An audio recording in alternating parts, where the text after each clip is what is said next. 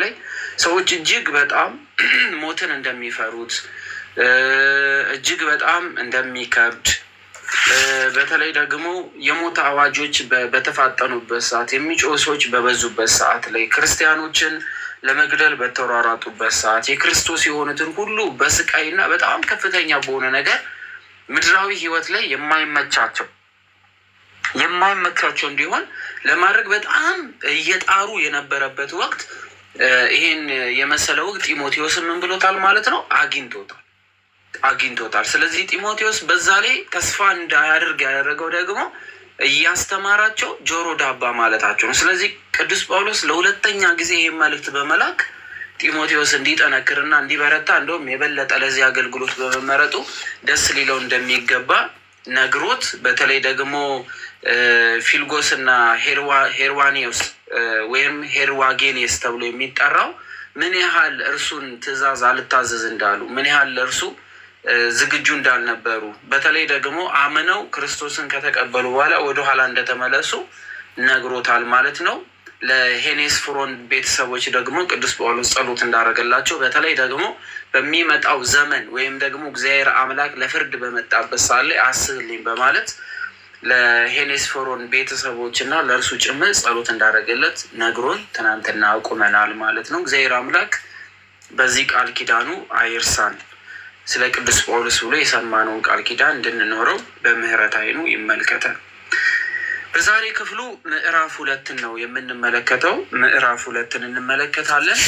ጊዜ ካለን ደግሞ ምዕራፍ 3ንም በዛው ለማየት እንሞክራለን። በጊዜ የምንጨርስ ከሆነ ምዕራፍ 3ን ለማየት እንሞክራለን። ቶሎ ብለን ወደ ወንጌል ለመምጣት እንዲመቸን ወንጌል እንድንጀምር ቶሎ ለማለት እንሞክራለን። በተቻላችሁ አቅም በደንብ እያያችሁ እግዚአብሔር ከኛ ጋር ይሁን። እግዚአብሔር ከሁላችን ጋር ይሁን። እንኳን አደረሳችሁ በድጋሚ። ምዕራፍ 2 ላይ ከቁጥር 1 እስከ 7 ያለውን እናንብብ ሁላችንም። ከቁጥር 1 እስከ 7 ድረስ አለ። እንደዚህ ይላል። እንግዲህ ልጄ ሆይ አንተ በክርስቶስ ኢየሱስ ባለጸጋ በርታ። ስለዚህ አሁን ይሄንን ጸሎት ሁላችንም ይሄንን ልመና ለወንድሞቻችን የምንልበት ወቅት ነው። አሁን እሺ፣ ይሄ ወቅት ለወንድሞች፣ ይሄ ወቅት ክርስቶስን ላመኑ፣ ይሄ ወቅት አሁን ያለንበት ወቅት ከዚህ በኋላ የምንኖረው ህይወት በአጠቃላይ አንዱ ለአንዱ ምን የሚለምንበት የሚጸልይበት ወቅት አንዱ ለአንደኛው ማለት ነው። ስለዚህ ምን ይላል? እንግዲህ ልጄ ሆይ አንተ በክርስቶስ ኢየሱስ ባለጸጋ በርታ።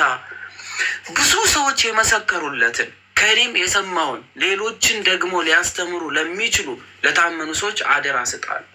ስለዚህ ቅዱስ ጳውሎስ ምን እያለ ነው? ሌሎች አስተምረዋል። በደንብ እያሰባችሁ ለምሳሌ ወንጌል የሚቋረጥ ትምህርት የሚቆም ክርስቲያኖች የሚጠፉ ምናምን የሚመስላችሁ ሰዎች አሉ አይደለ? ብዙዎች ምን ብለዋል? መስክረውለታል። ስለማን? ስለ ክርስቶስ። ከእኔም የሰማውን ደግሞ አለ ጳውሎስ ምን ብሏል? አስተምሯል። ደግሞም ሌሎች ሊያስተምሩ ለሚችሉ ለታመኑ ሰዎች ደግሞ ምን በላለ? አደራ ስጥ። ስለዚህ ምን እየሆነ ነው? ከአንዱ ወደ አንዱ እየተሸጋገረ ይመጣል። እግዚአብሔር አምላክ ትልልቆቹን ጠፍተዋል ብለው ሲመኙ በጣም ታናሽ የተባሉ ፊታቸው ታይቶ የማይታወቅን ይተካል።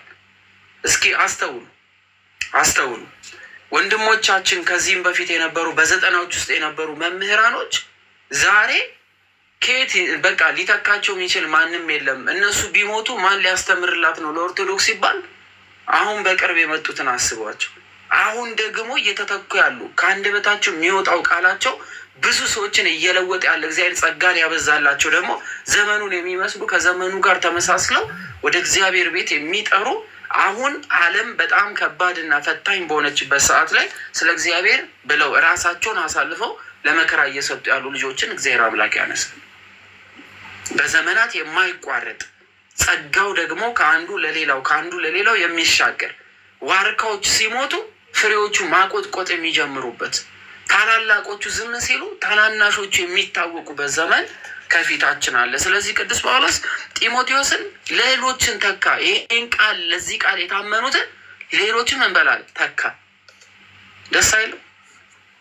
ስለዚህ ዛሬም እያደረግን ያለ ነገር ይሄንን ነው ማለት ነው። ምናልባት አሁን እናንተ አብዛኛዎቹ ውስጥ ያላችሁ ሴቶች ናችሁ፣ ወታችሁ ላታስተምሩ ትችላላችሁ። ዛሬ ግን አዲስ ኪዳንን ሙሉ እያጠናችሁ ያላችሁት እግዚአብሔር አምላክ ለምን እያዘጋጃችሁ እንደሆነ አታውቁም። እያዘጋጀን እንደሆነ አናውቅ። ምናልባት ወጥታችሁ ላታስተምሩ ትችላላችሁ።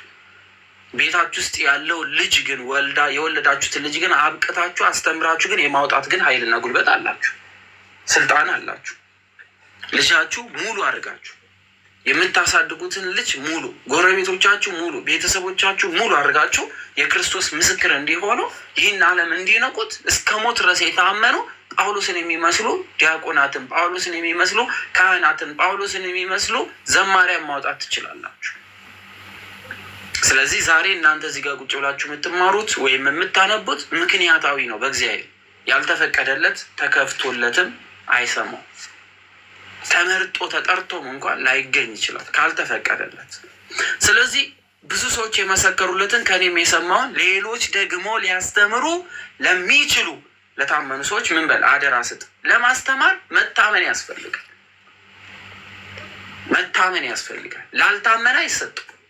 ለሚታመን ሰው ግን ምን ይሆናል? ይሰጣል። የእግዚአብሔር ቃል እምነት ምን ማለት ነው? መታመን ምንድን ነው ስንል እስከ ሞት ድረስ ክርስቶስ በመስቀል እስከ ከፈለው የመጨረሻ ዋጋ ድረስ የጸኑ ለእግዚአብሔር የታመኑ ልባቸው በክርስቶስ ፍቅር የታተመ ሞትን የናቁ ከሞት በኋላ ላለ ሕይወት እጅግ አቅም ያላቸው ሰዎች የታመኑ ይባላሉ። ስለዚህ ለታመኑ እንዲያስተምር ይህን ጸጋ እንዲሰጥ እንዲያካፍላቸው ቅዱስ ጳውሎስ ጢሞቴዎስን ያስጠነቅቀዋል። ሌላው እንደ ኢየሱስ ክርስቶስ በጎ ወታደር ሆነ አብረኸኝ መከራ ተቀበላል። እንደማን? እንደ ኢየሱስ ክርስቶስ በጎ ወታደር አብረኸኝ ምን በል መከራ ተቀበል። ምን ማለት ነው? በጎ ወታደር። የክርስቶስ በጎ ወታደሮች በምንድን ነው መገለጫቸው? የመጀመሪያው መሐሪነቱን ይወርሳሉ። መሐሪነቱን ይወርሳሉ። እስጢፋኖስን መመልከት እንችላለን። የሚያደርጉትን ነገር አያውቁምና ምን በላቸው ይቅር በላቸው ሲል መሐሪነቱን ወርሷል። ከክርስቶስ ወርሷል። ሌላው ከጌታችን ከኢየሱስ ክርስቶስ የሚወርሰው በድፍረት ስለ እውነት መናገርን። ጌታችን መድኃኒታችን ኢየሱስ ክርስቶስ ምንም ያህል ጩኸት ቢበዛ፣ ምንም ያህል በምኩራቦቻቸው ላይ ሰዎች ቢኖሯቸው፣ ምንም ያህል የሚፈሩ ቢሆኑ እውነትን ይመሰክር የነበረ አምላክ ነው። ስለዚህ የክርስቶስ በጎ ወታደር ለመሆን ሰዎች ሲበዙ የሚቅለሰለስ፣ ሰዎች ባልበዙበት ቦታ ደግሞ ጀግና የሚጫወት መሆን አይችልም። እውነትን የሚናገር በቤተ መንግስት እውነት የሚናገር በታላላቅ ባለስልጣናት ፊት እውነት የሚናገር ሞት እፊቱ ቆሞ እንኳን ስለ እውነት የሚመሰክር መሆን መቻል አለበት። ሌላው ጌታችን መድኃኒታችን ኢየሱስ ክርስቶስ ለአዳም የገባውን ቃል ኪዳን እስከ ሞት ድረስ ፈጽሞለታል። ለሰው ልጆች ፍቅር ሲል የማይሞት አምላክ ሞት ተቆጥሮለታል። ጌታችን መድኃኒታችን ኢየሱስ ክርስቶስ ኃይልና ጉልበትን መጠቀም ቢችልም በፍቅር ሁሉን አሸንፏል። ስለዚህ የክርስቶስ ልጆች የሆኑ ክርስቶስን የሚወዱና ክርስቶስን የሚመስሉ በጎ ወታደር የሚባሉት ልክ እንደ ክርስቶስ እስከ መጨረሻ ነፍስ ከስጋ እስከምትነጠልበት ሰዓት ድረስ የታመኑ መሆን መቻል አለባቸው። ስለዚህ ጢሞቴዎስ ወደኋላ እያፈገፈገ ስለነበረ ቅዱስ ጳውሎስ ምን ይለዋል? እንደ ኢየሱስ ክርስቶስ በጎ ወታደር ሆነ አብረኸኝ ምን በል መከራ ተቀበል። ይቺ ቃል ደግሞ ጌታችን ኢየሱስ ክርስቶስ አስቀድሞ በወንጌል በእርግጥ እኔን የሚወደኝ ቢኖር ምንን ተሸክሞ ይከተልኝ ይላል። መስቀል ተሸክሞ ማለት ልክ እንደ ክርስቶስ ትልቅ እንጨት በዚህ በትከሻው ላይ አድርጎ መሄድ ማለት አይደለም። መስቀል መከራ ነው። የመስቀል ጉዞ ሳቅ፣ ደስታ፣ ጭብጨባ፣ እልልታ የሞላበት አይደለም። የመስቀል ጉዞ መከራ አለ። የመስቀል ጉዞ እውነትን በሐሰት ደብቀው የሚከሰሱበት ነው። የመስቀል ጉዞ ብዙ መከራ የምናገኝበት ነው። የመስቀል ጉዞ የሚሄድ ሰው በዓለም የሚያስቀረው ነገር የለውም። ስለዚህ መስቀሉን ተሸክማችሁ ተከተሉኝ ያለው እስከ ሞት ድረስ የታመነ የሚደርስበትን መከራ የሚቀበል እንዲሆን ይነግረዋል ማለት ነው።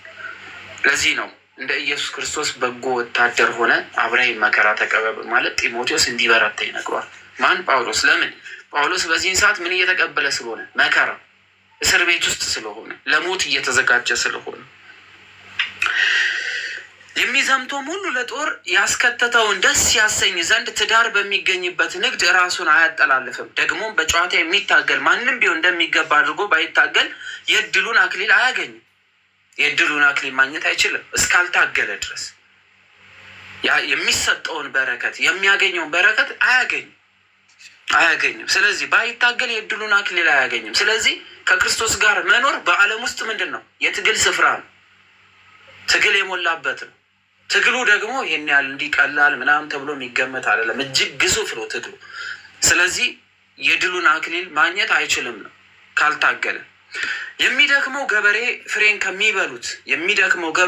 ከሚበሉት መጀመሪያ እንዲሆን ይገባዋል የሚለውን ተመልከት። የደከመ ገበሬ የሚደክም ገበሬ ከምታፈራው ፍሬ መጀመሪያ ለገበያ ከማውጣቱ በፊት ለሌሎች ከማትረፍረፉ በፊት ምን ያደርጋል? አሁን አንድ ሰው ፓፓዬ ቢተክልና ፓፓዬ ቢደርስለት ቢያፈራለት እሱ ሳይቀምስ ለሌላ ይሸጣል እንዴ? አይሸጥም። የልፋቱን ዋጋ አረፍ ብሎ ምን ያደርጋል? ይበላል። ያቺ የምናርፍባት ወቅት እስከምትመጣ ድረስ ታገል። መልካም ገበሬ የዘራውን ዘር መጀመሪያ ፍሬውን እርሱ ቀድሞ ይበሏል። ስለዚህ በዘራነው ልክ ልንበላ የተዘጋጀንን በተቀበልነው መከራ ልክ ደግሞ መልካም የሆነ የድካማችንን የምናገኝበት ፍሬ ከፊት ይጠብቀናል። ስለዚህ ዛሬ ያልደከሙ ያን ፍሬ አያገኙትም። ጌታም በነገር ሁሉ ማስተዋልን ይስጥሃል። ማስተዋልና መስማት የተለያዩ ናቸው። ብዙ ጊዜ እንሰማለን እንጂ አናስተውልም። ብዙ ጊዜ የምንሰማ ይመስለናል፣ ግን ደግሞ አልሰማንም። ሰዎች ቢሰሙ ተስፋ ያደርጋሉ፣ ሞት ይንቃሉ። ሞት ሲመጣ አያስፈራቸውም፣ አያስደነግጣቸውም። የዓለም ጩኸት አያስደነግጣቸውም። በዓለም ላይ ንብረታቸው ማጣት አያስደነግጣቸውም። ምንም ነገር። ለምን ሲባል ከሞት በኋላ ስላለችዋ ሕይወት እንጂ ክርስቲያን የሚጨንቀው ከሞት ወደዚህ ስላለው ነገር ለእርሱ ምንም አይደለም። ምናልባት ቅዱስ ጳውሎስ እንደተናገረው የበረቱ ደግሞ ከምግብና ከልብስ የዘለለ ሌላው ነገር የማያስጨንቃቸው ይሆናሉ። በነገሮች አመስጋኝ፣ በነገሮች ደስተኛ፣ በተሰጣቸው ነገሮች ላይ ሁሉ ደስተኛ የሆኑና ይህን ያህል ወደኋላ ወደፊት የማይመለሱ የጠነከሩ በአንድ አቋም የሚጓዙ ወለም ዘለም የማይሉ የዓለምን ጫጫታ፣ የዓለምን አድናቆት፣ የዓለምን ክብር የማይሹ ይሆናሉ። ክርስቲያን ስንሆን ትክክለኛ እሱን ለማድረግ ደግሞ ማስተዋል ያስፈልጋል። ሰው እንዴት አድርገን እናስተውል? እንዴት ነው ማስተዋልን የምንለማመደው ስንል የመጀመሪያው እኛ የተፈጠርንበትን ዓላማ ማወቅ። የመጀመሪያው የተፈጠርንበትን ዓላማ ማወቅ ይጠበቅብናል። ልክ የተፈጠርንበትን ዓላማ ስናውቅ በዚህ ዓለም ውስጥ ያለው ነገር በጠቅላላ ጊዜያዊ መሆኑን እንረዳለን። ጊዜያዊ። ስለዚህ ለገንዘብ አንስገበገብም። የሆነ ሀብት ለመውሰድ፣ የሆነ ነገር ሰዎችን ለመጉዳት፣ በጣም ኦቨር የሆነ ነገር ለማንጓተት ምናምን ነገር ብዙ አንደክም። የደከምንበትን እግዚአብሔር የባረከልን ነገር ሲሆን ደግሞ ለማካፈል የማንሰስት እንሆናለን። ለመስጠት የማንሰስት፣ ለበጎ ነገር የምናው ልክ እዚህ የሐዋርያት ስራ ላይ ስንመለከት እንደነበር ነው። ባለሀብቶች አንሆን። ባልና ሚስቱ ግማሹን ለአምላክ ግማሹን ቀብረው ራሳቸውን እንደገደሉ ራሳቸው እንዳጠፉ ስግብግቦች አሉ። የእግዚአብሔር አገልግሎት እንድትፋጠን የምንሯሯጥ በምድር ሳለን እግዚአብሔር የሚወደውን ለሚቀጥለው ጉዟችን ስንቅ የሚሆኑ ነገሮች ላይ በጣም እናተኩራለን። አሁን ላይስ ግን እንዴት ነው እየሆነ ያለው? ሰው ገንዘብ መስጠቱ ለዝና፣ ማገዙ ለዝና፣ መርዳቱ ለዝና፣ ቤተክርስቲያን መግባቱ ለዝና፣ ሁሉም ነገር ምን ሆነ? ዝናን ሆነ። ያ አስፈላጊ አይደለም። እነዚህ ምድራዊ የሆኑ ዝናዎች ምድራዊ ሆነው ይቀራሉ። ለዚህ እኮ ነው በምድር የተመሰገነ ሁሉ ሰማያዊ የሆነ ምስጋናው ይቀራል። በምድር ክብርን የፈለገ ሁሉ በሰማይ ያለው ክብሩን ያጣል። በምድር ራሱን ከፍ ከፍ ያደረገ በእግዚአብሔር ፊት ያፍራል። በምድር የዘራነው ዘር በጠቅላላ ሰማያዊ እርሻችን ላይ ፍሬ ለመቁረጥ ስንሄድ የምናጣው ይሆናል። ከየትኞቹ ወገን ነው? ዝም ብለን ስለተወለድን ብቻ እዚህ ዓለም ላይ የምንኖርበት የመጀመሪያው ሰውነት የሚለውን ዓላማ የዘነጋን ነው መሆን ያለብን? ወይስ መጀመሪያ ሰውነት የሚባለውን ዓላማ ማወቅ አለብን? ይሄ ነው ፖይንቱ። ልክ ይህን ስናውቀው ምድራዊ የሆኑ ነገሮች በጠቅላላ ለእኛ ትርጉም አልባ ይሆናሉ። ቢጨፈጨፍልን ባይጨፈጨፍ፣ ቢከፍሉን ባይከፍሉን፣ ቢሰጡን ባይሰጡን፣ ያለንን ቢቀሙን ባይቀሙን፣ እድሜ ዘመናችን የለፋንበትን ነገር ቢያወድሙት ባያወድሙት፣ ቆዳችን ቢገፈፍ፣ ሰውነታችን ቢቆራርጡ ትርጉም አልባ ነው። ለምን? መከራ በጨመረ ቁጥር ሰማያዊ የሆነ ጸጋ ምን እየሆነ ይላል? የድል አክሊሉ እየጨመረ ይመጣል። መሰደዳችን በበዛ ቁጥር ሰማያዊ የሆነ ንግስናችን እየጨመረ ይመጣል። ያለንን ነገር ሁሉ በቀሙን ቁጥር ሰማያዊ የሆነ ክብራችን ደግሞ እየጨመረ ይመጣል።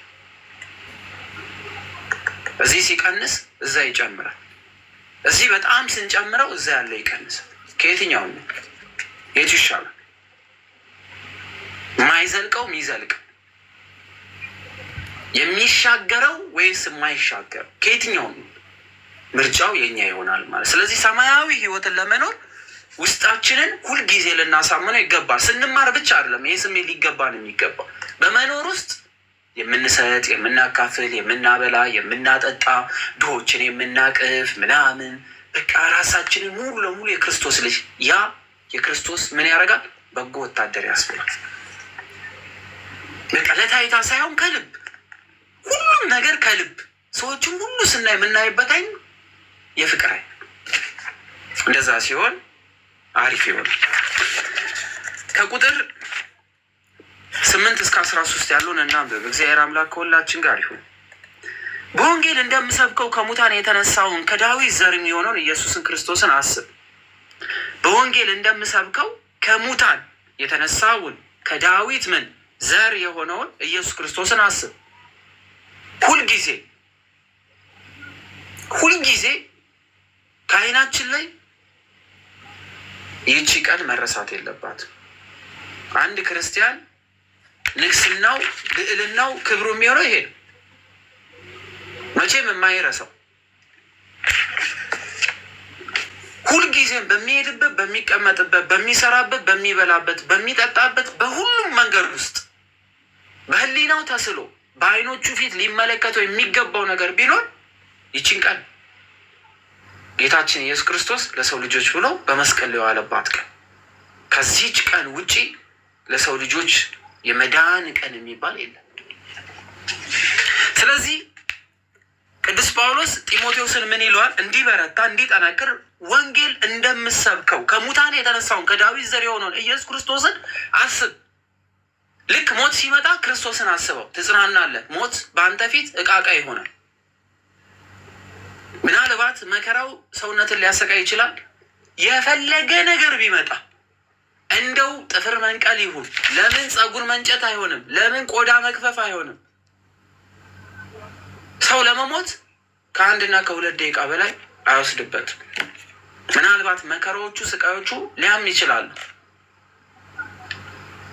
ቆዳ ላይ የሚያርፍ ህመም ሲሰማ የተገረፈልህን አስበው፣ ያኔ ትጸናለህ።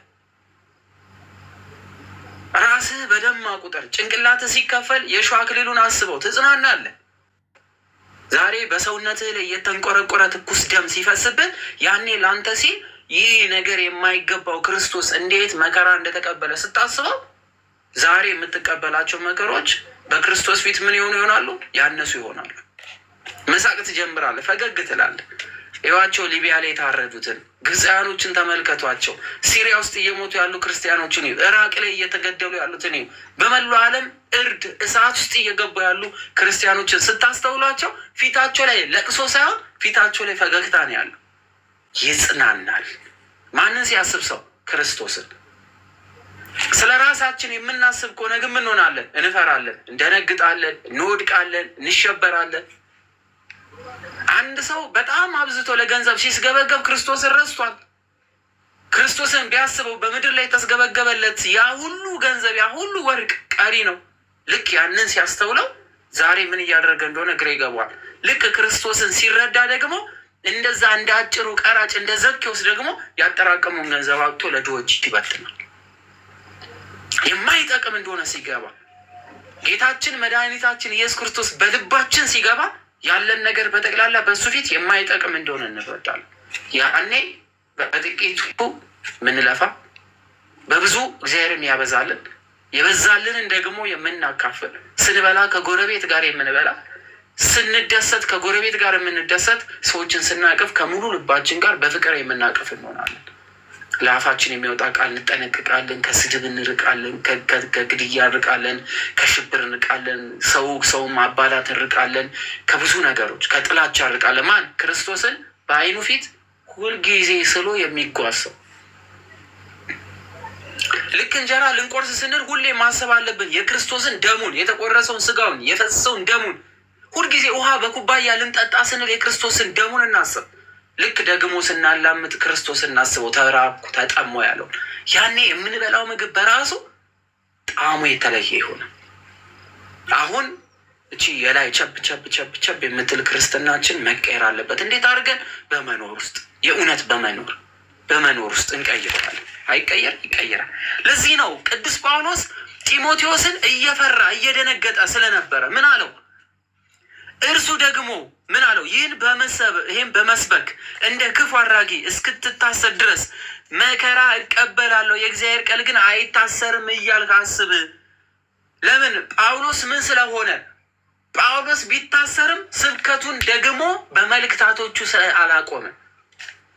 ጳውሎስ ሊሞት ይችላል፣ የክርስቶስ ወንጌል ግን አይቋረጥም። እኛ ልንሞት እንችላለን፣ ስለ ክርስቶስ መሰበኩ እስከ ዓለም ፍጻሜ አይቋረጥም። እኛ ልንወድቅ እንችላለን፣ የእግዚአብሔር ቃል ግን የሚወድቅ አይደለም። እኛ ልንሸነፍ እንችላለን፣ እግዚአብሔር አምላክን የማይሸነፍ አምላክ ነው። እኛ አንደበታችን ሊዘጋ ይችላል፣ ግን እግዚአብሔር አምላክን ግን አትናገር ብሎ መከልከል የሚችል ማንም የለም። ስለዚህ ጳውሎስ ምን አለ?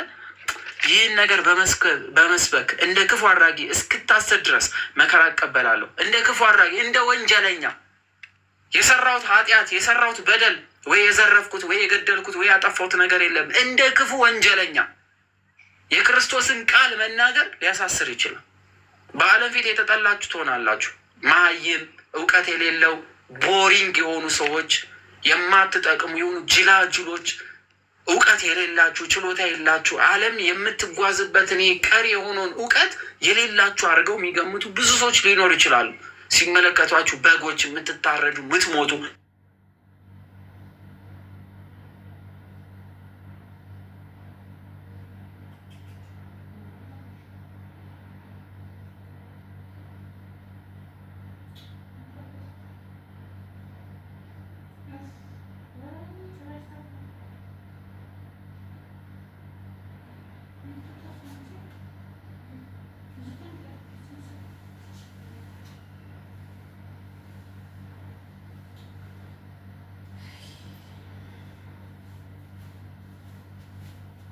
ታው ነው።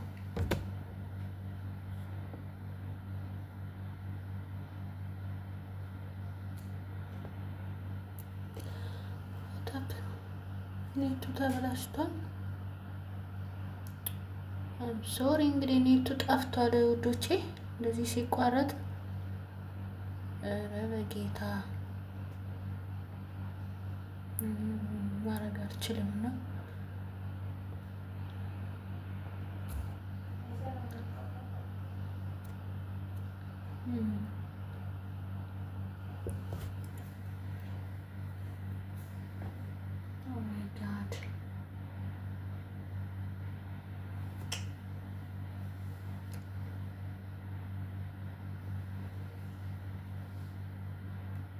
አሁን መጣ። አሁን እየመጣ ነው። ልጅቷ አጥፍታ ነው መሰለኝ። ክላሷ አልገባ ሲል አልሰራ ሲል እያጠፋቸው ነው መሰለኝ። አሁንም በላይ ድፍን እያለ ነው። ኦ ማይ ጋድ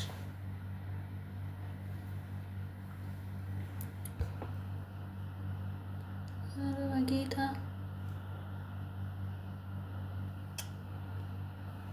ከተመረጡት ጋር ይቆጠር ዘንድ ከከበሩት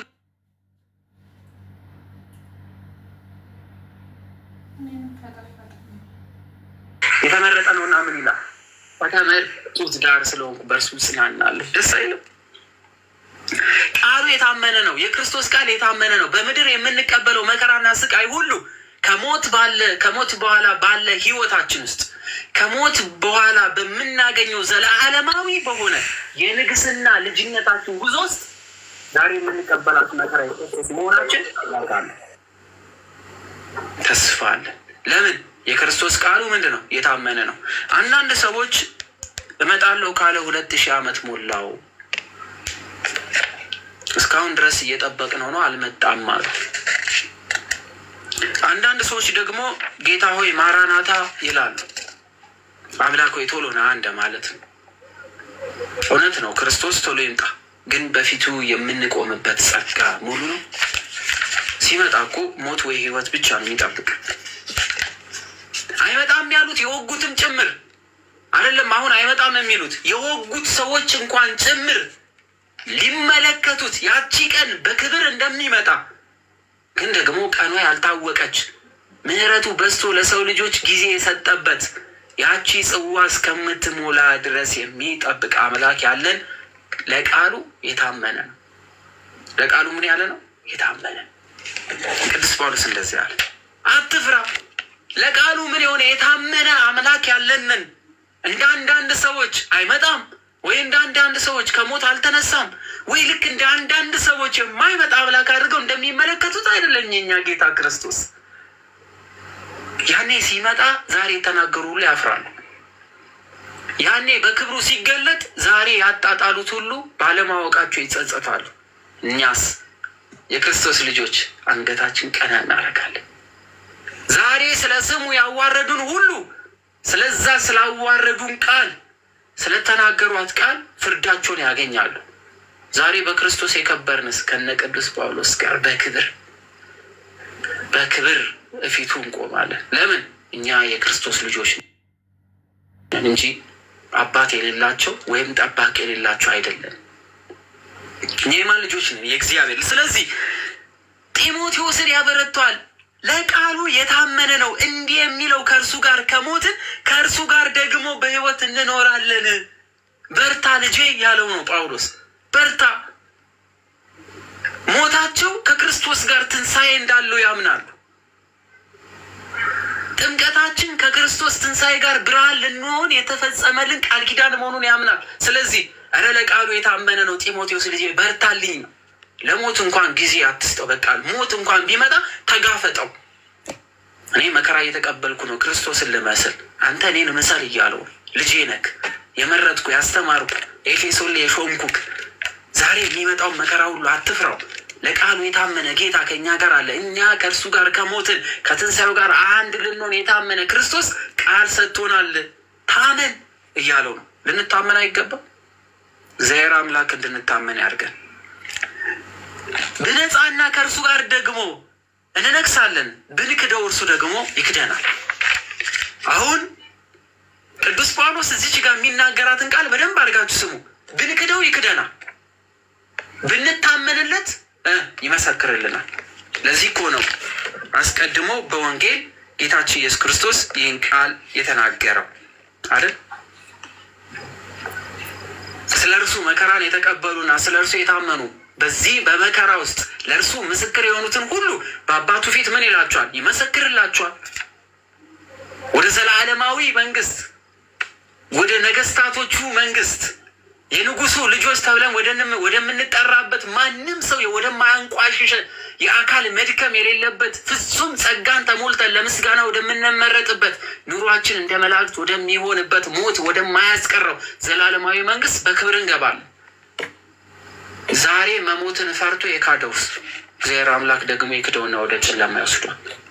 አፍራችሁብኛል። ነፍሱን ስለ እኔ ብሎ በምድር ያልሰጠ በሰማይ ያጣታል። ነፍሱን ግን በምድር ስለ እኔ ብሎ የሰጠ ደግሞ በሰማይ ያገኛታል። በቃ ይሄ ነው። ስለዚህ ለትንሽ ደቂቃ የምንሞታት ሞት የምታስፈራ መሆን የለበት። ሌላው እኔ ክርስቲያን ነኝ ማለት ብቻ ሳይሆን ክርስቲያን መሆን መቻል ደግሞ አለብን አይደለ? ትቆርባላችሁ ስንባል ምናልባት ጊዜ አይደለም አሁን ወጣት ነኝ ምናምን። አሁን ወጣት ሆነ ወታደር ያልሆንክ መቼ ልትሆን? መቼ ልንሆን? ባለቤቴ እንትን ብሎኛል፣ ጠንከር በላ። ሌላ ዕቃ ለማስገዘት ጠንከር ብለሽ አለ ባለቤትሽን ጫን የምትይው። ካልቆረብክ ነገር ይበላሻል በይ። በቃ ድርድር የሌለበት ነው። ወደ እግዚአብሔር መንግስት ካልመጣ ብለሽ ኮስተር ማለት አለብሽ። ወንድ ሆነ ሚስትህ እምቢ ካለች ኮስተር በል፣ ወደ እግዚአብሔር ቃል ነይ። አሁን እኛ ወታደር ነን። በቤታችሁ ክርስቶስ ሲገባ ሙላት ነው የሚሆነው፣ ብርሃን ነው የሚሆነው፣ ደስታ ነው የሚሆነው። የምትወልዱ ልጅ የተባረከ ነው የሚሆነው። ሁላችን የምንሰራው ሁሉ የተዘጋጀ ወታደር ሆነ እንዘጋጃለን። የተዘጋጀን የማንፈራ ደፋር፣ ልክ ነገስታት ፊት እንኳን ስንቆም የምንጠየቀው ብዙ ነገስታት ቢነሱ፣ እሳት ቢያቀጣጥሉ፣ ሞት ቢያውጁ፣ ሰይፍ ቢጎርጡ፣ ሰይፍን ቢመዙ፣ የምንሰቀልበትን መስቀል ቢያዘጋጁ በክርስቶስ ድርድር የሌላቸው ተዘጋጅተው የሚጠብቁ ጽኑ የሰውን የማይነቁ ብርቱ ቅዱሳንና ለሰው ልጆች ምሕረት የሚለምኑ የክርስቶስ ወታደሮች መባል አለብን። ምን ስንሆን? በክርስቶስ ስንታሰር የክርስቶስ እስረኛ እንድንሆን ያስፈልጋል። ከዛ ወዲያ አሁንም ምን እያለው ነው? ጢሞቴዎስን ምን እያለው ነው? እያበረታው ነው። ኤጲስቆጶስ ነው፣ እንዳይፈራ እንዲጠነክር እየነገረው ነው። ባናምነው እርሱ የታመነ ሆኖ ይኖራል፣ ራሱ ሊክድ አይችልምና። እኛ ባናምነው እሱ የታመነ ነው። እኛ ባናመሰግነው ክርስቶስ በባህሪው የተመሰገነ ነው። እኛ አምላካችን ባንለው አምላክነቱን ልንነሳው አንችልም። አንዳንድ ሰዎች ጅሎች ይሆናሉ።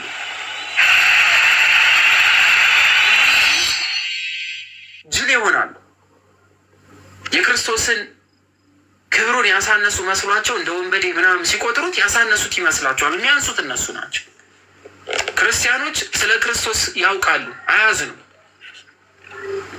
አንዳንዶች የእግዚአብሔር የሆነው ቅዱስ ቃል ላይ ሲጸዳዱና ሲጥሉት ምንም ስለማይመስላቸው ነው።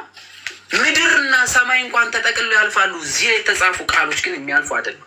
የማያልፈውን አምላክ ነገ ያገኘዋል። ጸልዩላቸው። ስላመማቸው ወይም የሆነ ነገር ስለጎደላቸው ነው። በቃ አለቅ። የእኛ አምላክ የሚወድቅ አምላክ አይደለም። የእኛ አምላክ ስላሞገስ ነው፣ ከፍ ከፍ ስላደረግ ነው፣ እልል ስላለነት የከበረ አምላክ አይደለም። ክብሩ የባህሪው ነው፣ ዘላለማዊ ነው። ማንም ሊያነሳበት ማንም ሊጭንበት አይችልም። አክሊል የሚሰጥ እንጂ አክሊል የሚሰጠው አይደለም። የእኛ አምላክ ክብሩ ዘላለማዊ ነው። የወጉት ያዩታል፣ የናቁት ይመለከቱ። ስለዚህ ምን አለ? ባናምነው አለ ጳውሎስ፣ ባናምነው እርሱ ግን ምን የሆነ ነው አለ? የታመነ ነው፣ ራሱን ሊክድ አይችልምና። በባህሪው ምን የሆነ ስለሆነ? የታመነ ስለሆነ። ስለዚህ የምናመን ከሆነ አምላክ የእውነት እንወቅ።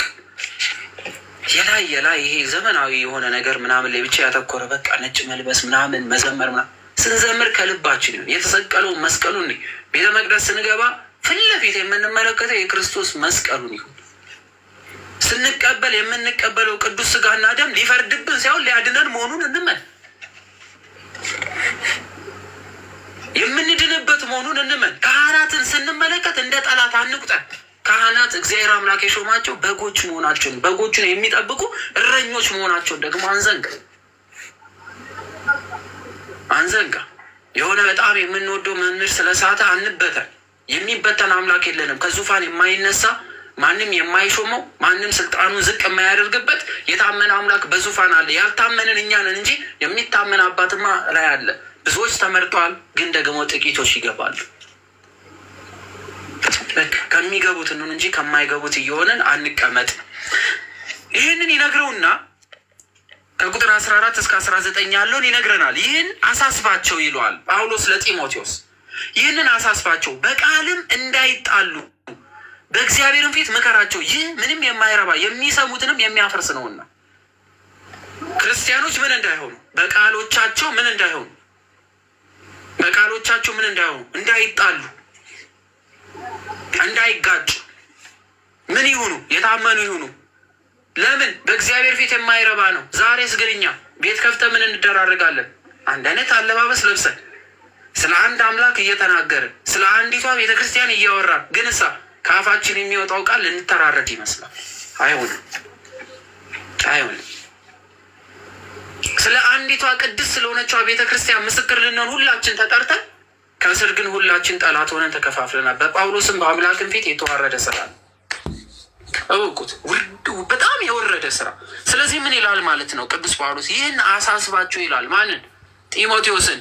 በቃልም እንዳይጣሉ፣ ቃል በመወራወር እንዳይጣሉ በእግዚአብሔር ፊት ምከራቸው። በእግዚአብሔር ፊት ማለት እግዚአብሔርን ጠርቶት እና እግዚአብሔር ቁጭ በል ብሎ ነው አይደለም። አንድ ክርስቲያን በህሊናው፣ በአካሉ፣ በአስተሳሰቡ፣ በአይኑ፣ በንግግሩ ክርስቶስን ይመስላል። ካህን ደግሞ ካህን ደግሞ የማን ካህን ተብሎ ይጠራል? የክርስቶስ የእግዚአብሔር ካህናት ተብሎ ይጠራል። በካህኑ ፊት መቆም በአምላክ ፊት መቆም ነው። ለምን? ተጠሪነቱ የዛ ካህን ለማን ነው? ለአምላክ ነው፣ ለእግዚአብሔር ነው ተጠሪነቱ። ስለዚህ በካህን ፊት ኤጲስቆጶስ ነውና ጢሞቴዎስ በሱ ፊት መቆም ማለት በአምላክ ፊት መቆም ማለት ነው። ለምን? ከአፉ የሚያወጣው ቃል ስለ ራሱ ስለ ጢሞቴዎስ ሳይሆን ስለ እግዚአብሔር የሚናገር ስለሆነ እንደ ራሴ ስለሆነ። በምድራዊ አስተሳሰብ የአንድ ሀገር አምባሳደር የዛች ሀገር ምኗ ነው? ንግግሯ ነው፣ ቃሏ ነው፣ አንደበቷ ነው። አሁን እናንተ በምትኖሩበት ሀገር ያለ የኢትዮጵያ አምባሳደር ወክሎ የተቀመጠው ኢትዮጵያ ነው እንጂ ራሱን አይደለም። ስለዚህ እነ ጢሞቴዎስ እነ ቅዱስ ጳውሎስ ውክልናቸው ለክርስቶስ ነው። ስለ ክርስቶስ የሚናገሩት ንግግር ሁሉ ክርስቶስ እንደሚቀበለው ነው። የሐዋርያት ስደታቸው የክርስቶስ መሳደድ እንደሆነ ስለምን ታሳድደኛለህ ጳውሎስ ብሎ ሲጠይቀው ጳውሎስ የሚያሳድደው ማንን እንደሆነ አላወቀም ነበር። የሚያሳድደው ሐዋርያትን ነበር። የሐዋርያት ስደት ግን የክርስቶስ ስደቱ። ስለዚህ የእግዚአብሔር ምኖች ናቸው፣ ቃል ናቸው፣ የተሰጣቸውን የሚያስተላልፉ የተመለሰውን ለእግዚአብሔር መንግስት የሚያዘጋጁ። ስለዚህ ጢሞቴዎስን በእግዚአብሔር ፊት ምከራቸው፣ ይህ ምንም የማይረባ የሚሰሙትንም የሚያፈርስ ነውና በማለት ይናገራል። እርስ በርስ እንዳንጋጭ፣ ነገር ግን ለዓለም ከሚመች ከከንቱ መለፍለፍ ራቅ። ማንን? ጢሞቴዎስን። ዝም ብለህ እንዳታወራ፣ ለዓለም በሚመች መለፍለፍ ውስጥ እንዳይገባ፣ ኃጢአተኝነታቸውን ከፊት ይልቅ ይጨምራሉና። ስለዚህ አብዝተው ስለ ዓለም አብዝተው ስለ ነገር አብዝተው ዝም ብሎ ስለማይረቡ ነገሮች ከሚለፈልፉት ነገሮች ምን ጢሞቴዎስ እንዲርቅ ይነግሯል። ስለዚህ እኛም የጢሞቴዎስ ልጆች ነን፣ እኛ የጳውሎስ ልጆች ነን፣ እኛ የክርስቶስ ልጆች ነን። በማይረባ እንቱ ፈንቱ በሆኑ ነገሮች ላይ የማንገኝ። ለምን ሲባል ይህ ጆሮአችን ክብር ይፈልጋል፣ አንደበታችን ክብር ያስፈልጓል፣ ዓይናችን ክብር ያስፈልጓል። ዝም ብሎ ከሚወሩበት ቦታ ለማይጠቅመን፣ ለህይወት የማይጠቅም፣ ለስጋ የማይጠቅም፣ ለአኗኗር የማይጠቅመን ቦታ ላይ መገኘት አይጠበቅብን። ስለዚህ ራሳችን ከዛ ቦታ ነጥለን የእግዚአብሔር ቃል በሚነገርባትና ለህይወት ከሚጠቅመን ቦታ ሁሉ ሁልጊዜ ልንገኝ ይገባናል። የእውነትን ቃል በቅንነት የሚናገር የማያሳፍር ሰራተኛ ሁን። የተፈተነውን ራስን ለእግዚአብሔር ልታቀርብ ትጋ። ሰዎችን ማቅረብ ብቻ ሳይሆን ራሳችን ምን መሆን አለብን? መቅረብ አለብን። ሰዎችን ወደ እግዚአብሔር ቤት ሂዱ ማለት ብቻ ሳይሆን እኛ ራሳችን ማን ቤት መገኘት አለብን? እግዚአብሔር ቤት መገኘት አለብን። ሰዎችን ከቅዱስ ቃሉ ተካፈሉ፣ ቅዱስ የሆነውን ስጋውን ብሉ ማለት ብቻ ሳይሆን እኛ ዕለት በዕለት መብላት አለብን። ሌሎች ተንቀጥቅጠው ዝቅ ብለው አክብረው የእግዚአብሔርን ቅዱስ ስጋና ደም ሲቀበሉ እኛ ደረታችን ነፍተን የምንቀበል ከሆነ ዋጋ ቢሶች ነን። ቅርብ ስለሆነን ለክርስቶስ ቃል ለክርስቶስ ቤተ መቅደስ ቅርብ ስለሆነ ሌላውን መናቅ አንችልም። የእግዚአብሔርም ስጦታ መናቅ አንችልም። የምንሰብከውን መኖር የምንናገረውን መኖር ያለብን። ላለፈ ኃጢአት ዛሬ ላይ አምጥተን ሰውን አንውቀስ። ያልገለጠልን ብዙ ኃጢአት በእግዚአብሔር ዘንድ አለና የሰወረልንን አምላክ እያሰብን የሰዎችን ኃጢአታችን እናድርግላቸው። ድንጋይ ጨብጠን ለመውገር ከመፋጠናችን በፊት ልንወገር እንደምንችል እንወቀው። ድንጋይ የጨበጠው ሁሉ አይወግርም፣ የጨበጠው ድንጋይ ለራሱ ይሆንበታል። ራሳችንን ከፍ ከፍ አድርገን በቤተ መቅደስ ውስጥ እኛ ደምቀን የታየን መስሎን ከሆነ በማይረባ ልብስ ውስጥ የተሸፈነ ለእግዚአብሔር ቅርብ የሆነ ቃል በቃል የሚነጋገር ቅዱስ እንዳለ አንርሳ። የቆሸሸ ልብስ ስለለበሰ አንድን ሰው አንናቅ። የአማረ ልብስም ስለለበሰ የእግዚአብሔር ሰው ነው ማለት እንተው። ክብራችን ለምድራዊ ከሆነ ይቅርብን። መኖራችን ለሰማያዊ ከሆነ ደግሞ ሁልጊዜ ለቃሉ የታመነን እውነት ተናጋሪ ነው። ስለ ራሳችን በደንብ ልንጨነቅ ይገባናል። ቃላቸው እንደ ጭንቁር ይባላል። ከእነርሱም ሄሜኔዎስን ፊልጦስ ናቸው። እነዚህ ትንሣኤ ከአሁን በፊት ሆኗል እያሉ ስለ እውነት ስተው የአንዳንዶችን እምነት ይገለባብጣሉ። ትንሣኤ አስቀድሞ ተከናውኗል እያሉ ያስተምሩ ስለነበር ቅዱስ ጳውሎስ በወቅቱ ላይ እንደዚህ አይነት ሐሰተኛ መምህራን ገጥመው ስለነበረ የሐሰት ትምህርትን የሚያስተምሩ ትንሣኤ ከዚህ በፊት ተከናውኗል እያሉ የውሸት ትምህርት የሚናገሩ፣ ሆኖም ጌታ ለእርሱ የሆኑትን ያውቃል። ክርስቶስ ለእርሱ የሆኑትን ምን ይላል? ያውቃል። ደግሞም የጌታን ስም የሚጠራ ሁሉ ከአመፅ ይራቅ። የማንን ስም የሚጠራ? የጌታን ስም። አንድ ሰው በጣም እየተሳደበ በጣም እየተናገ በጣም ተቆጥቶ በጣም ከፍተኛ የሆነ ቁጣ ውስጥ ሆኖ አምላክ ማን ነው ስትሉ ክርስቶስ ካላችሁ ይህ ሰው ከክርስቶስ አይደለም፣ አያውቀውም ክርስቶስ። ቅዱስ ጳውሎስ ምን ስለሚል የጌታን ስም የሚጠራ ሁሉ ከምን ይራቅ ይላል? ከአመፅ፣ በአንደበት፣ በምግባር፣ በህሊና፣ በልብ፣ በሀሳብ፣ በአይን፣ በእነዚህ ሁሉ ነገር ክርስቶስ ላይ የሚያምፅ መሆን የለበት። የክርስቶስ ወታደሮች የተረጋጉ ስለሆኑ ለበቀል የማይፈጥኑ፣ ለስድብ የማይፋጠኑ፣ ከአንደበታቸው ክፉ ቃል ሳይሆን ልመና የሚለምኑ የወጓቸውን ይቅር የሚያስብሉ ናቸው እንጂ ለመውጋት የሚሮጡ የክርስቶስ ልጆች አይደሉም። ምግባራቸው ያስታውቃል። ስለዚህ እንዲጠነቀቅ ይነግረዋል ማለት ነው። ማህተብ ያለበት የተደላደለ የእግዚአብሔር መሰረት ቆሟል በማለት ደግሞ የተደላደለ የእግዚአብሔር መሰረት የማይናጋ የማይነዋወጽ መሰረት እንደቆመልን ይናገራል። የማይናጋ የማይሰባበር ማንም መጥቶ ማያናጋው ማንም መጥቶ ደግሞ እንደፈለገ የማያደርገው ታላቅ የሆነ መሰረት አለ። መሰረታችን ማነው? ማነው መሰረታችን? የማይናጋ የማይለዋወጥ በዘመናት የማይሻር በክፎች የማይበተን በቃል የማይፈታ እውነት የታመነ ዘላለማዊ አምላክ አልፋና ኦሜጋ የነበረ ያለ የሚኖር እርሱ ማን ነው? ኢየሱስ ክርስቶስ ጌታ ክርስቶስ እግዚአብሔር አምላክ የታመነ ነው። ከቁጥር 20 እስከ 26 ድረስ ደግሞ እንዲህ በማለት ይጽፍለታል። በትልቅም ቤት የእንጨትና የሸክላ ዕቃ ደግሞ አለ እንጂ የወርቅና የብር ዕቃ ብቻ አይደለም። እኩሌቶቹ ለክብር፣ እኩሌቶቹ ደግሞ ለውርደት ይሆናሉ። እንግዲህ ማንም ራስ ከነዚህ ቢያነጻ ለክብር የሚሆን የተቀደሰ ለጌታውም የሚጠቅም ለበጎ ስራ ሁሉ የተዘጋጀ ዕቃ ይሆናል። ሁላችን ክርስቶስ ሁላችንንም እግዚአብሔር አምላክ ሰው አድርጎ ቢፈጥረንም በአንድ ቤት ውስጥ ግማሹ ቆሻሻ ለመሰብሰቢያ ወይም ቆሻሻ ለመያዣ ይሆናል፣ ግማሹ ደግሞ የከበረ ነገር ለመመገቢያ ይቀመጣል። ሁሉ ለመልካም ነገር ቢፈጠርም ሁሉም ግን ደግሞ እንደ ራሱ ፍቃድ ምን ሆኗል ማለት ነው? የተመረጠና ያልተመረጠ ሆኗል። ስለዚህ ራሱን ከተመረጡት ወገን ማድረግ የሚፈልግ ቢኖር ከተመረጡት ውስጥም እንኳን ቢሆን ለተመረጠው ለንጉሱ ለክርስቶስ ለእግዚአብሔር ቃል የታመነ ለመሆን የሚፈልግ ካለ ራሱን ማዘጋጀት መቻል አለበት። በቃሉ ሲመላለስ፣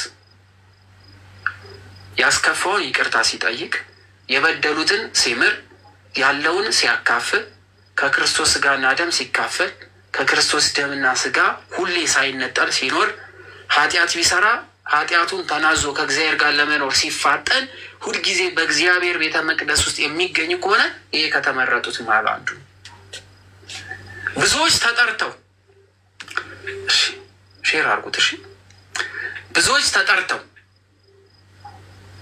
ተጠርተው ግን ደግሞ ብዙዎች ተመርጠው ግን ደግሞ ከተመረጡት ወገን ያልሆኑ ብዙ ስላሉ እንግዲህ ማንም ራሱን ከነዚህ ቢያነጻ ለክብር የሚሆን የተቀደሰ ለጌታውም የሚጠቅም ለበጎ ስራ ሁሉ የተዘጋጀ ዕቃ ይሁን፣ ከክፉ የጎልማሳነት ምኞት።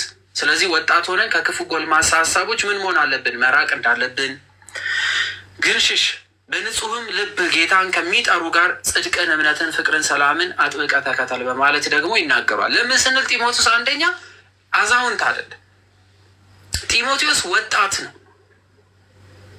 በነ ቅዱስ ጳውሎስ እድሜ ልክ አይደለም፣ ወጣት ነው።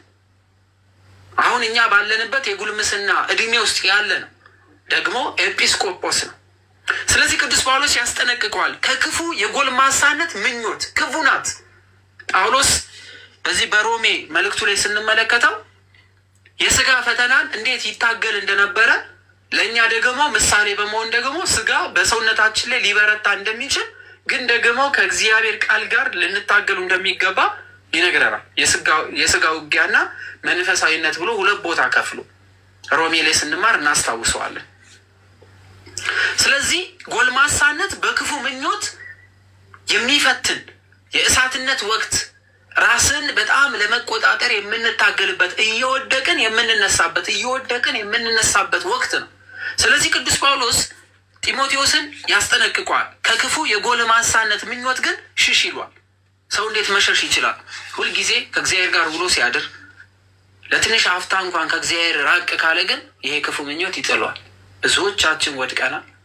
ብዙዎቻችን እግዚአብሔር አምላክ በሚያውቀው በዚህ ክፉ ምኞት ምን ሆናል? ወድቀናል። እግዚአብሔር አምላክ ባወቀ ደግሞ ዛሬ በልባችን ውስጥ እግዚአብሔር አምላክን ከፍ እያደረገን የክርስቶስ ልጆች ለመሆን ምን እያደረገን እየጣርን እንገኛለን። ከወደቁት ወይስ ካልወደቁት እንሆን? የቱ ይሻለናል? መታገል ጊዜ የለም፣ ቀን የለም። በቤቱ ከእግዚአብሔር ጋር በቤቱ። ስለዚህ መሸሽ የምንችለው ሁሌ የቤቱ ስንገኝ፣ በንጹህ ልብም ጌታን ከሚጠሩት ጋር ጽድቅን፣ እምነትን፣ ፍቅርን፣ ሰላምን አጥብቀህ ተከተል። ስለዚህ የተመረጡት የተባሉት ምን ያላቸው ናቸው? ጽድቅ የሚሰሩ። ጽድቃቸው በምን ይታወቃል ሲል ያላቸውን የሚያካፍሉ፣ ይቅርታ ለማለት የሚፈጥኑ፣ መልካም ነገሮች ያሉበት ቦታ ሁሉ የሚገኙ፣ ከራሳቸው ይልቅ ለሰው የሚያስቡ ሰዎች ጻድቅ ይባላሉ። አንድም ደግሞ እዚህ ሉቃስ ወንጌል ምዕራፍ 1 ላይ በእግዚአብሔር ፊት ካህኑ ዘካርያስና ሚስቱ ኤልዛቤጥ ምን ነበሩ ይላል? ጻድቃን ነበሩ ይላል።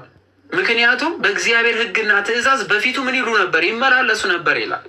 ስለዚህ በእግዚአብሔር ሕግና በእግዚአብሔር ትእዛዝ መሰረት በፊቱ የምንመላለስ ከሆነ ምንድነን ማለት ነው?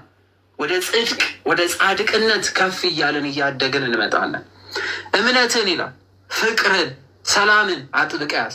ሰው እምነት፣ ሰላም፣ ፍቅር ሊኖረው ይገባል። ፍቅር ከሌለው መሐሪ አይደለም፣ ክርስቶስን አይመስልም። ሰላም ከሌለው ለሰው ሰላም አይሰጥም፣ ክርስቶስን አይመስልም። እምነት ከሌለው የሚያልፉ ነገሮችን የሚከተል በነገሮች የሚርበተበት የማይጸና ተጠራጣሪ ይሆናል። ስለዚህ እነዚህ ነገሮች የሌላቸው ሰዎች ጋር አብረን እንዳንሆን ይከለክለናል ጳውሎስ። ክልክል ነው። እንደነዚህ አይነት ሰዎች ካጋጠሟቸው ራቁ ነው። ነገር ግን ጠብን እንደሚያመጣ አውቀ ከሰነፎች ካልተማሩ ምርመራ ራቅ ይላል። ምን እንደሆነ ጠብን ከሚዘሩ ሰዎች ራቅ። ለእንደዚህ አይነት ነገር የሚመኙ ሰዎች ስላሉ፣ በጣም አጉል የሚመራመሩ ሰዎች፣ በጣም በእውቀት ልነናል፣ በቃ እውቀታችን ከፍ ብሏል ብለው የሚያስቡ ሰዎች የማይጠቅም ርዕሰ ጉዳዮችን እያመጡ ሰዎችን የሚያሸብሩት ጋር እንዳይገኝ ጳውሎስ ጢሞቴዎስን ያስጠነቅቋል። ምን ከሚሉ የነገር ጠብን ያመጣል። ሰዎች ቀስ በቀስ እየተጋጋሉ ሄደው ወደማይረባ ወደማይጠቅም ራሽ ክርስቶስን ወደ አለመምሰል ውስጥ ስለሚሸጋገሩ ምን በላለው? እንደዚህ አይነት ነገር ጸብን እንደሚያመጣ አውቀ ከሰነፎች ካልተማሩ ምርምር ራቅ። ሰው ስንፍናው በምን ይታወቃል? ሰው ሰነፍ መሆኑ ራስን ማጥፋት የሚቀጥለውን ዓለም መሸጋገሪያ ነው ብሎ አንድ ሰው ሲናገር ሰነፍ መሆኑ ይታወቃል። ራስን ማጥፋት ኃጢአት አይደለም ብሎ ሲጀምር ስንፍና ይታወቃል። ርዕስ መርጦ ሲገባ፣ ሰዎችን ለማደባደብ መርጦ ሲገባ፣ ወይም ሰዎችን ለማባለት ርዕስ አድርጎ ሲገባ ያ ሰው ሰነፍ እንደሆነ ይታወቃል። ሰዎችን ለማዋጋት፣ ለማደባደብ፣ ለማጋጫት፣ ለማጣፋት፣ አንዱ ከአንዱ ጋር እንዲጋጭለት ቫይራል እንዲወጣ ምናምን አስቦ የሚገባ ከሆነ ይህ ሰው መጀመሪያውኑ ምን ሆኗል? እሱ ከክርስቶስ ወገን አይደለም። ጸብና ክርክርን ለመዝራት የገባ ሰው መመረጥ አለበት። ሰዎች የሚያውቁትን እውቀታቸውን ጥርጣሬ ለመዝራት ማንም ሰው አቅዶ እንደዚህ ብላቸው ይዋከባሉ ብሎ አስቦ ቢመጣ ያ ሰው በልቡ በህሊናው በሀሳቡም በቃሉም በአንደበቱም ከእግዚአብሔር ዘንድ አይደለም። ለሰዎች ረፍት መስጠት እየገባው ሰዎችን የሚያሸብር ከሆነ ያ ሰው ረፍት አይሰጥም።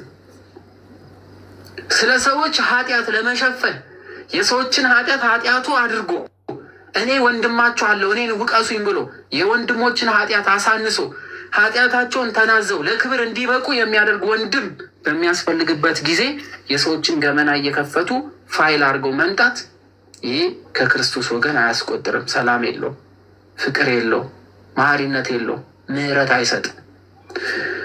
ሁላችንም ስለምንወዳቸው ሰዎች የምንጽፋቸው መልእክቶች አንዱን አክብሮ አንዱን ዝቅ የሚያደርግ ከሆነ ከክርስቶስ ጋር አይደለንም። ተነጥለናል። መስሎን ይሆናል እንጂ አይደለም።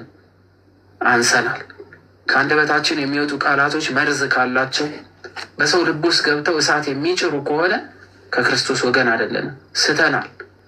ስተናል። አጠያየቃችን ትህትና የሌለው ትዕቢት የተሞላ ንቀት የሞላበት ስድብ የታጀበበት ከሆነ ከክርስቶስ ወጥተናል አይደለንም።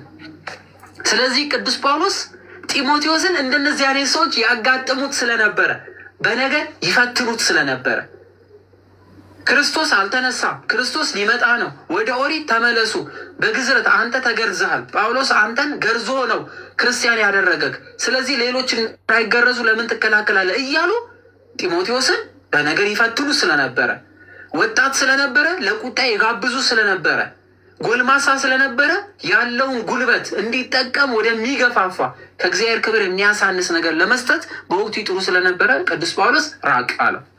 ዛሬ መራቅ አያስፈልገንም? ታዲያ እንራቅ። ለወንድሞች ጸልዩ፣ ለአባቶች ጸልዩ፣ ለቤተ ክርስቲያን ጸሎት እናድርስ። ሁላችን የጌታን ባሪያ ለሰው ሁሉ ነገር ለማስተማር የሚበቃ ለትዕግስትም የሚጸና ሊሆን እንጂ ሊጣላ አይገባውም። ትዕግስቱ ብዙ ሊሆን ይገባል። ለመጣላት አያስፈልግም። ምንም ቢመጣ ለጥል ዝግጁ እንዳትሆን። የሚጣላ ከሆነስ እዚህ መጽሐፈ ሲራክ ምዕራፍ 28 ላይ እንደዚህ ይላል፣ ክርክር የሚያበዛ ሰው ፈጥኖ ደም ያፈሳል። ክርክር የሚያበዛ ሰው ፈጥኖ ምን ደም ያበዛል። እሳት ላይ እንጨት በጨመርን ቁጥር የእሳቱ ነዲድ ወይም መንደዱ እንደሚጨምር ሁሉ ክርክርን የሚያበዛ ሰው ፈጥኖ ምን ይላል? ደም ያፈሳል። ዛሬ እኮ አልተገዳደልንም እንጂ እኮ የምንነጋገራቸው ንግግሮች ደም ከማፍሰስ የማይተናነሱ ናቸው። ዋሸን? ግልጽ እውነት። ስለዚህ ተጠንቀቅ እያለ ጢሞቴዎስን ያስጠነቅቀዋል። ለትዕግስትም የሚጸና ሊሆን እንጂ ሊጣላ አይገባውም። ስለዚህ መጣላት እንደማይገባው ጭራሽ እንደዚህ አይነት ርዕሰ ጉዳዮች ካሉባቸው ቦታዎች እንዲርቅ ይነግሯል። ደግሞ ምናልባት ይለዋል ደግሞ እግዚአብሔር እውነትን ያውቁ ዘንድ ንስሐን ይሰጣችኋልና፣ ደግሞ ምናልባት እኮ ላይመጡም ይችላሉ። እነዚህ አሁን የካዱ፣ እነዚህ የሚቆጡ፣ እነዚህ ዛሬ የሚሳደቡ፣ ዛሬ እንግደላችሁ የሚሉ፣ ዛሬ ቤተክርስቲያን ይቃጠል የሚሉ፣ ዛሬ ቅዱሳን የሚሳደቡ፣ ዛሬ ክርስቶስን የሚሳደቡ፣ ዛሬ እግዚአብሔርን መንግስት የሚሳደቡ እንደነዚህ አይነት ሰዎችን በወቅቱ ለጢሞቴዎስ ቅዱስ ጳውሎስ ሲነግረው ደግሞ ምናልባት እግዚአብሔር እውነትን ያውቁ ዘንድ ንስሐ ይሰጣችኋልና ፍቃዱን ለማድረግ በዲያብሎስ ሕያውያን ሆነው ከተያዙበት ወጥመድ ወጥተው ወደ አእምሮ ይመለሳሉ ብሎ የሚቃወሙትን በየዋህነት ይቅጣ በማለት ይናገራል። ስትቀጣቸው በየዋህነት ቅጣቸው። ለምን? ራሱ ጳውሎስ ሳውል በነበረበት ሰዓት ላይ የክርስቶስ የነበሩ ወገኖችን የሚል ነበር፣ የሚያሳድድ ነበር። እግዚአብሔር አምላክ ሲመልሰው እስከ ለክርስቶስ ብሎ የሚሰደድ ሆነ፣ የሚሞት ሆነ፣ ዋጋ የሚከፍል ሆነ አይደለም። ስለዚህ ስትቀጣቸው በእንደዚህ አይነት መንገድ ቅጣ በማለት ቅዱስ ጳውሎስን ጢሞቴዎስን ያስጠነቅቀዋል ማለት ነው። በክፉ ጥላቻ ውስጥ እንዳይወድቅ። ክፉ ጥላቻ የምንለው ሲመጣም ሲመለስም ሁልጊዜ በክፉ አይን መመልከት እንዳልበቁ እንዳልመጡ አድርጎ የመመልከት አይነት ስሜት እንዲኖረን ስለሚያደርግ፣ ስለዚህ ለወጡ ሰዎችም ፍቅራችን መኖር አለበት። ምናልባት እግዚአብሔር አምላክ ይቅር ብሏቸው ቢመለሱ ልንቀበል የምንችልበት ልብ ስለሚያስፈልገን፣ ስለዚህ ሲወጣ በጣም በክፉ ቃላቶች በጣም ሰውን በሚያስቀይሙ እንዳይመለሱ በሚያደርጉ ከመግደል ያልተናነሱ ቃላት መናገር አይጠበቅብንም። የሆነ ቀን ሲመጣ የምንቀበልበት ንጹሕ ልቦና ስለምናጣ ጳውሎስ ጢሞቴዎስን እንደዚህ አይነት ነገሮችን እንዲጠነቀቅ ያዘዋል ማለት ነው። ያስተማረን የመከረን እግዚአብሔር አምላክ ስሙ የተመሰገነ ይሁን። ሐዋርያት በሄዱበት መንገድ እንድንሄድ ቅዱስ ጳውሎስ ጢሞቴዎስን የመከረውን ምክር ለእኛ ለሕይወታችን እንዲሆን የእግዚአብሔር መንፈስ ቅዱስ እገዛ የለየን። እንኳን አደረሳችሁ፣ እንኳን አብሮ አደረሰ። ወስብሐት ለእግዚአብሔር ወለወላዲቱ ድንግል ወለመስቀሉ ክብር። ይቆያል።